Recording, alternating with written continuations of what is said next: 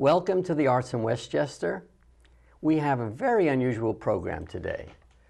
It's a cello solo suite written by Margarita Zelenaia and performed by Andrey Tchekmazov. And we're going to chat with them today and maybe get a better understanding of what this music is all about. So welcome, Margarita. I don't know if I got your last name. Yes, I did. Good. Beautiful. And Andrey, welcome. Thanks, Steve. Welcome. This is a major work, a major effort. So maybe you can explain the origins of it. How did you decide to write for solo cello, first of all? Yeah, for solo cello in 25 minutes, you have to say. Yeah. Right? You know, we have some story how we met each other with Andrey. In 2006, I was looking for a very fine cellist to play my music. That it was some kind of incidental music, not accidental, to Demon by Mikhail Lermontov, Russian classics. And all of a sudden, right under my apartment, I've heard heavenly beautiful cello sound. Without any doubt, I went down, knocked at the door, my Lord. and Andrey opened the door. This is the story. And he played it beautifully. I enjoyed every note he How produced. extraordinary. What a way to meet someone. Yes. After that, we decided that probably we would like to continue our collaboration and started to think, what could it be? What's the idea? We had different ideas. Maybe it will be some kind of chamber music. One of the ideas was maybe cello and bayan, Russian folk instrument. But then, finally, I realized that I would like to write the Byzantine Chants, sacred concerto for a solo cello, particularly for Andrey. Oh, so you're a little bit like Mozart, who used to have who he wanted to sing his operas, and he wrote for their voices. That's what my understanding. So that's exceptional. So you were writing it really as a piece for Andrey and his sound, if you will, or whatever. That's quite a accolade. That's a very nice thing that Yes, Margarita did. Thank you, Margarita. So you wrote something easy to make it easy for him? Andrey, what do you think? Was it easy for you? Of course it's easy. No, the piece is extremely difficult. It's really beautiful, very unusual, but technically it's not easy. It's very complicated, but it's really worth it. And you have already performed it, right? Yes, we had the world premiere about 3 weeks ago in New York City, and I had a chance to play this piece in a couple other locations. And this piece is in my repertoire now, and I'm going to perform it a lot. And it's a real pleasure for me to play And it. you perform it without music in front of you, as my recollection, or not? I prefer to have the music in front. Yeah.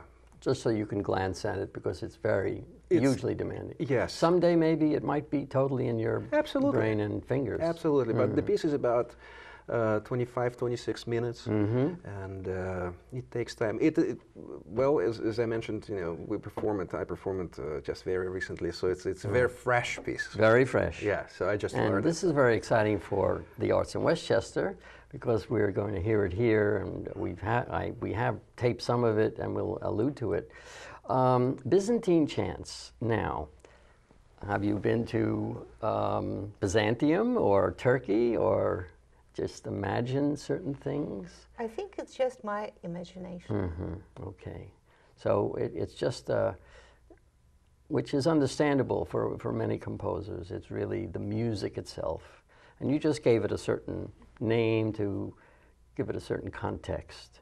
But there are some unusual sounds in it, which we're going to hear, if I may. There's a section, you'll remind me what part it's in, where the cellist simulates the wind, a sound of the wind.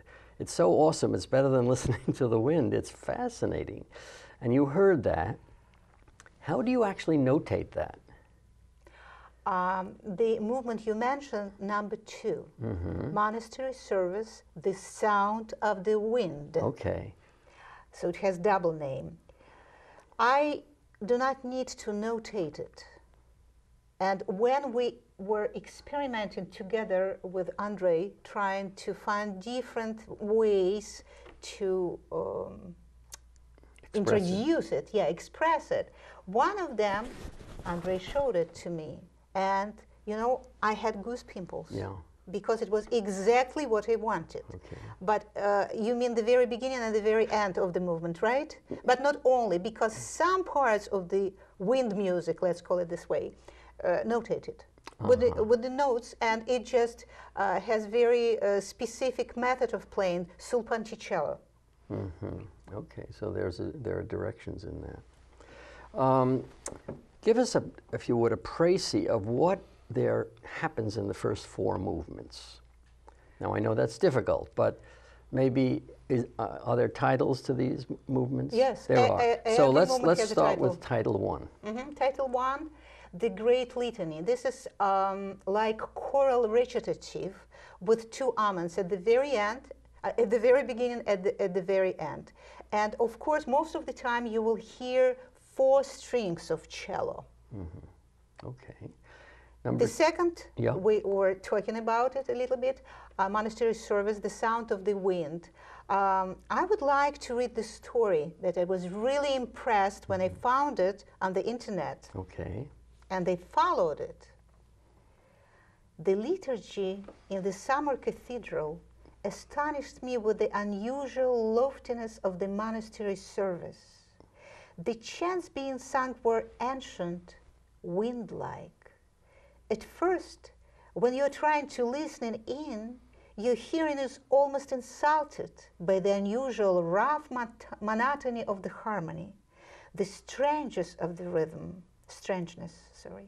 But then you're so absorbed by this truly monastic, passionless chanting that everything you hear is united into one harmonious whole, focusing on your attention on the very spirit of the prayer.